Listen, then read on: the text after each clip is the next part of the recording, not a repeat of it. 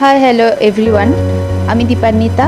আজকে আমি আবারও আপনাদের কাছে কমপ্লিটলি একটা নতুন রেসিপি নিয়ে চলে এসেছি। যদিও রেসিপিটি নতুন নয়, কিন্তু এটি একটি খুব জনপ্রিয় রেসিপি। রেসিপিটির নাম তেলকই।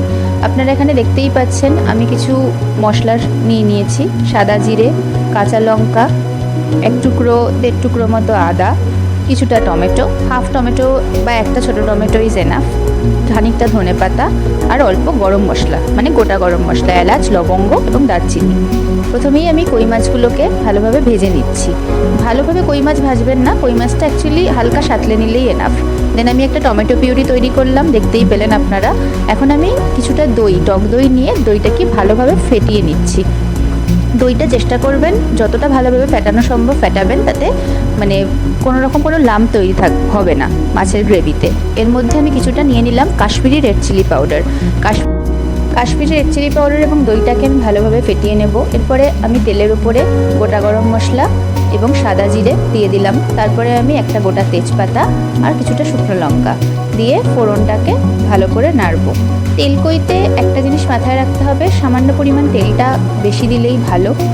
তো ভালোভাবে আমরা মিশ্রণটাকে, ফোড়নটাকে একটু ভালো করে নাড়িয়ে নেব।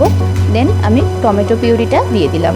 টমেটো পিউরিটা দেওয়ার পরেই আপনারা দেখুন কত সুন্দর একটা রিচ কালার এসেছে। এর মধ্যে টমেটো, অ্যাকচুয়ালি পিউরিটার মধ্যে টমেটো এবং আদা বাটা ছিল এবং তার সাথে কিছুটা কাঁচা লঙ্কা।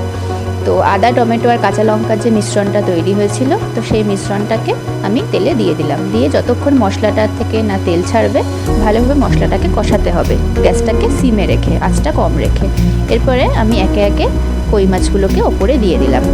দেওয়ার পরে কই মাছের সাইড থেকে হালকা অল্প একটু জল দিয়ে দিলাম, কারণ জল না দিলে মাছটা লেগে যাওয়ার সম্ভাবনা থাকে। তো একটু সামান্য কম পরিমাণেই জল দিয়েছি, যতটা না দিলেই নয়।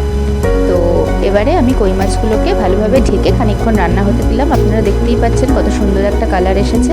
এরপর কাশ্মীরি রেড চিলি পাউডার আর দইয়ের যে মিশ্রণটা আমি প্রথমে তৈরি করেছিলাম, সেই মিশ্রণটা আমি ঢেলে দিলাম কই মাছের ওপরে। তো ফাইনালি আমার তেলকই রেডি। ভালোভাবে একটু মিশ্রণটাকে গ্রেভি হয়ে যাওয়ার পরে আপনারা ধনেপাতা দিয়ে গার্নিশিং করে নামিয়ে নিন। এরপরে ভালো করে প্লেটিং করুন, প্লেটিং করে খাওয়ার পালা।